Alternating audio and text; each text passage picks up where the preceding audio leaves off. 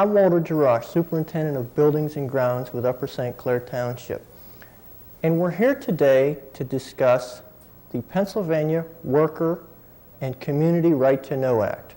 What I'm going to be talking about today is the act itself and how it affects employees and employers, and briefly a little bit about basic training that you will need to know as an employee to handle the wide variety of chemicals and substances you use in your everyday workplace.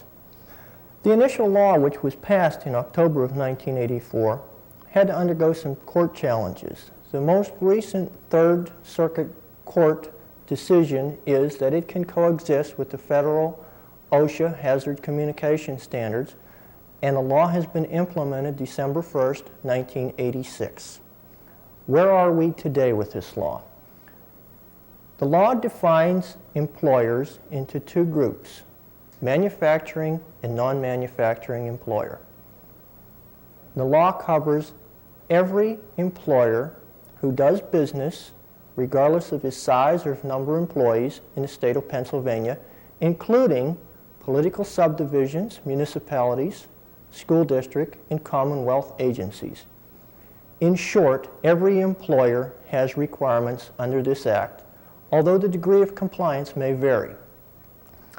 Initially, every employer, early this summer, was sent a booklet outlining the requirements of the law and containing a series of chemicals which they consider hazardous chemicals.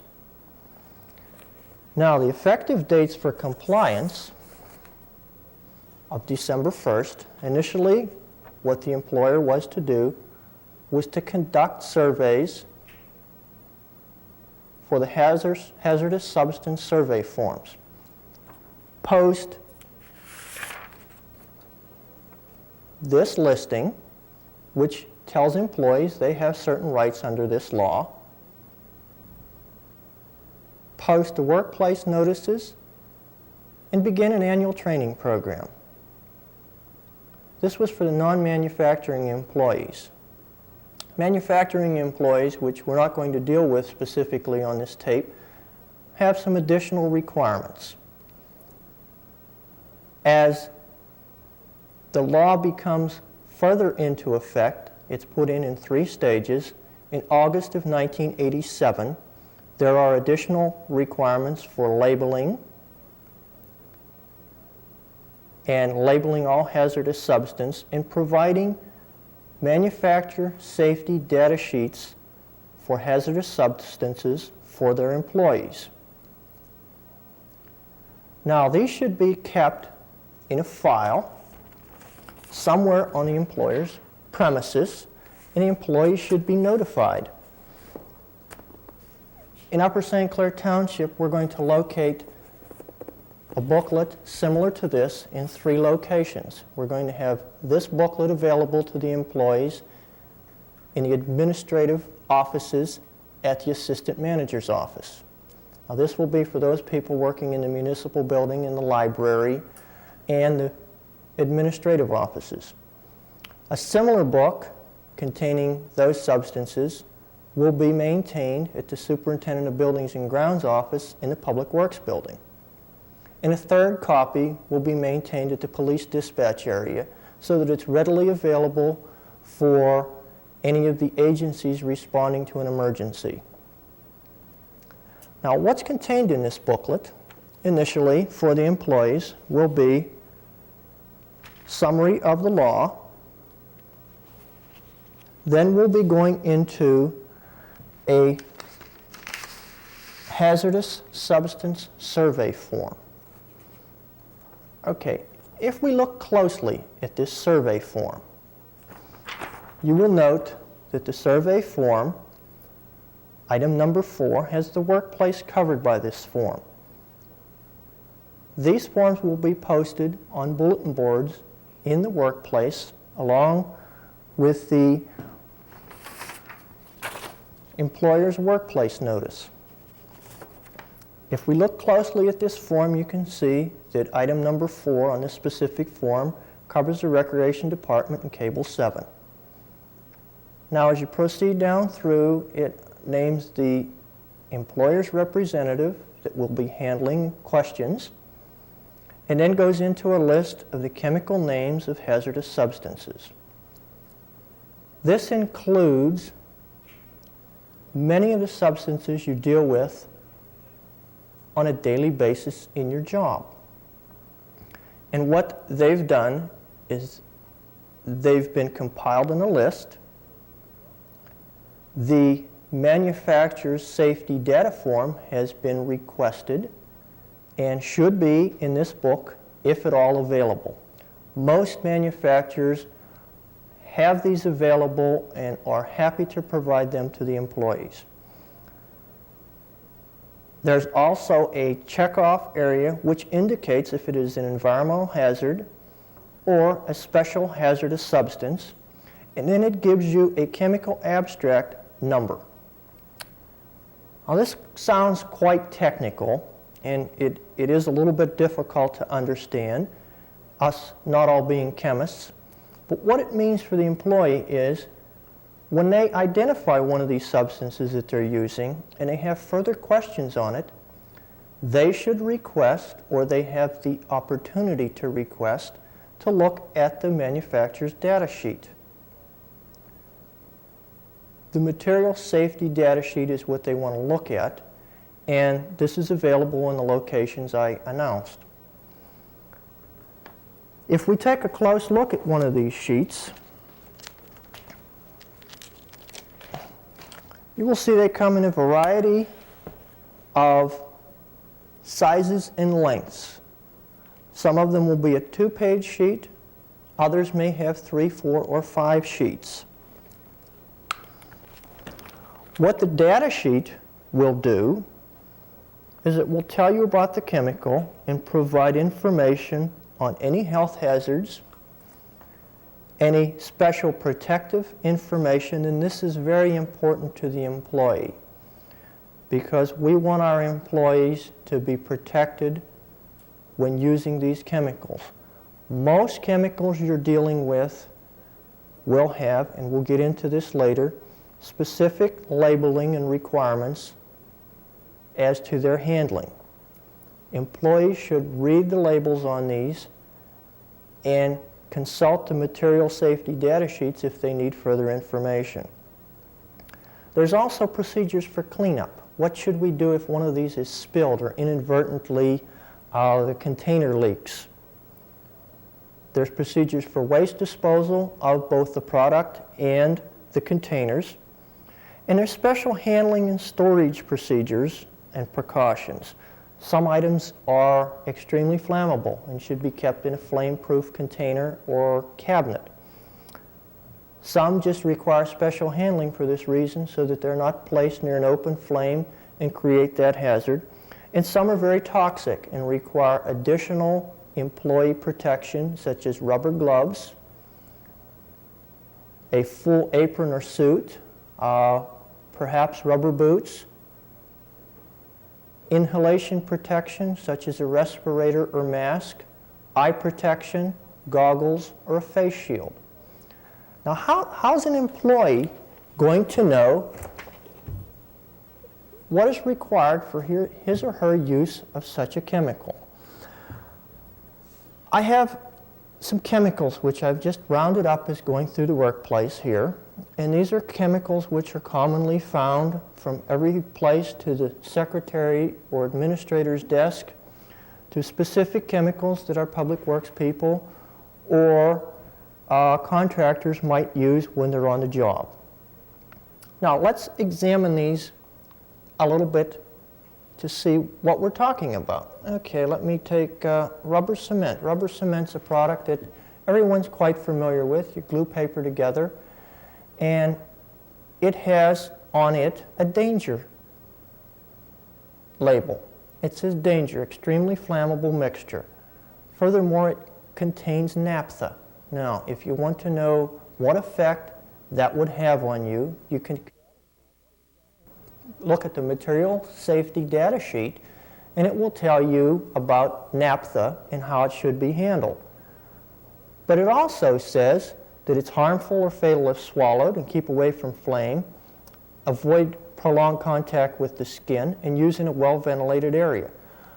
That should be enough for the employee to know how to handle this, and it's the employee's responsibility to follow the label on these items. It's the employer's responsibility to provide a safe area and the necessary protection for the employee. But oftentimes the employee is not aware of it, or the employer is not aware of it, so it's important for each employee to read the label. Now here's one that we find the secretaries and some of the administrative people coming in contact with is typewriter, platen roll, and type cleaner. Okay, it has a caution label, and it tells you to use it in adequate ventilation and avoid prolonged contact with the skin, and do not take internally. That should be enough of an information for the employee to safely use that product and handle it correctly. Here we find something we use right here in the cable TV studio. It's Dust Off, and it's used for taking the dust off of the lenses and maintaining a dust-free environment in around the cameras. And it tells you specifically, it has a warning label. Now, a warning label is a little more strongly representative than a caution label. It tells you what the warning is and the proper handling of this. So we have caution labels, we have warning labels. Here's one on liquid paper. It's a warning.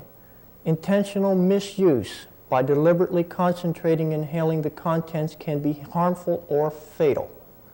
It's non-flammable and non-hazardous, but it's meant to be used correctly, and it requires a little bit of common sense in handling, so it's used correctly. Here I have 2 cans of paint.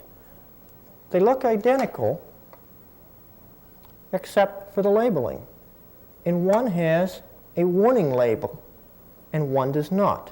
One says it contains no lead. That's this paint. Whereas the other one has a warning label because it contains lead and zinc. Now, if you needed more information on this, you could look at the manufacturer's safety data sheet, and it would go into the specific handling of this product. However, the caution or the warning label will give you enough information to safely use this product without causing harm to yourself. Okay, some of these things, just like common glass cleaner, Windex. And here again, we're not picking one manufacturer over the other. This was just a series of items that I just grabbed up for this tape. Windex with ammonia D, and it has a caution label. A caution both from the standpoint that it's in a pressurized can and it requires special handling of the can because you can't put it in an area where the heat will cause it to burst. You can't puncture it or incinerate it. And it has some special handling that is necessary to use it safely. You don't want to get it in your eyes, you don't want to drink it, you don't want to get it on your skin. But used correctly, it is a safe product. Now, in addition to some of the caution and warning labels, we have poison labels. Okay, here's a drain cleaner product that is poison. All right, it's stated poison close up. It's caustic, it's harmful to the eyes and skin. It causes severe burns. And an employee handling this should raise a flag. This should note to this employee, I better read these directions carefully. I need to protect my body against this product. And how do I do this? You read the label says you need some eye protection. It also says you need some rubber gloves. And if you look closer, I think it may need a face shield. the employee should ask for this protection and protective equipment before using this. The employer, being the township, has it available, but oftentimes we will brief and train employees on how to use this. We have the employee which will not take the time to use it. We want the employees to read the directions on these labels and comply with them for their own protection. Some other products that we come in contact with. And you can see there, these chemicals we use on a day-to-day basis come in all types of packaging, all different sizes. Some may be powders. I don't have any powders here. We have liquids, aerosols, small ones that look innocent, large ones, some in large containers, some you're going to find in a 5-gallon can or a 55-gallon drum. You may find it in a 50-pound bag, being a granular. They all are labeled, and you should follow the labels. Okay, this contains turpentine, and it gives you a caution. A caution is not as strong as a warning or a poison label, but it does require special handling. Here's one that's a green light crosslinker liquid. If you can look at this one, it says danger, extremely flammable. Well, that raises a flag both for the handling and the storage. This should be stored in a flame-resistant container or cabinet. It should be handled away from flame or an ignition source when you're using it, because with a gallon of extremely flammable liquid, if you didn't handle it properly and it ignited when you were near it, a gallon of this liquid could cause severe burns, and possibly be fatal. So here again, you have to be aware of what you're handling and follow the labeling on it. Now let me talk specifically to the employees of Upper St. Clair Township. What is being instituted to provide information on this law can be found in 5 locations throughout the township building. We have designated bulletin boards which we will post this information on. Initially, the locations are in the police department squad room, the library, workroom, and kitchen, the township administrative offices, parks and recreation and cable TV in the hall, outside those areas, and in the Public Works building, the large bulletin board on the superintendent's office. The employee workplace notices outlining your rights as an employee have been posted in these locations. You should consult these and read through these to make sure you understand your rights as summarized on these sheets. Secondly, you're going to find a hazardous substance survey form posted in these locations for the areas dealt with in that workplace right in that area. They will indicate the substances, the chemical abstract numbers, and any additional information such as an environmental hazard or a hazardous substance. That can be found on the form. After reading this, additional information is available in this large booklet because the manufacturer safety data sheets will be maintained in these booklets here. These can be found in 3 locations, the first being the superintendent's office in the Public Works building. Secondly, the township manager's assistant, the assistant township manager, will have a copy available in his office. And a third copy will be available at the police dispatch. If additional copies need to be relocated, we will notify you on the bulletin boards.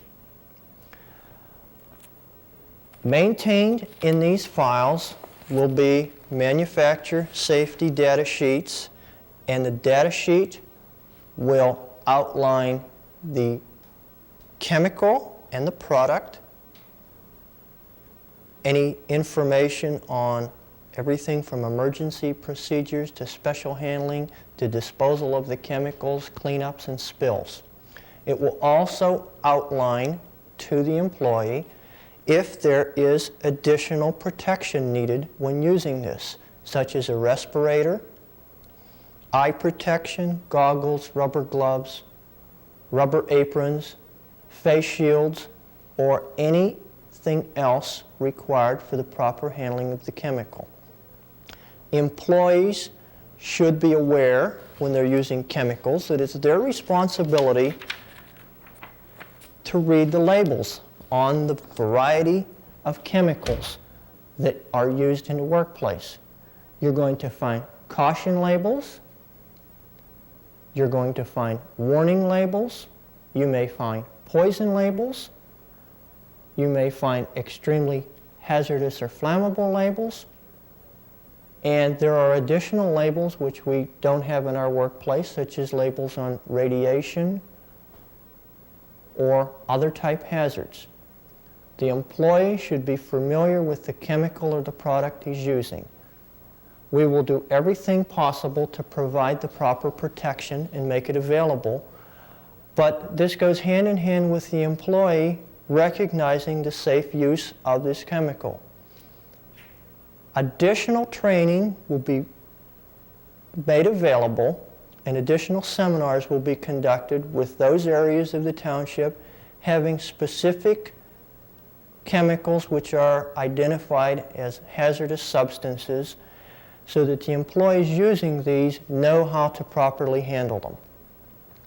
Following this seminar tape, I will be available for any questions, or those of you viewing this through the Cable 7 production can contact Cable 7 with your questions and we'll try to make the answers available.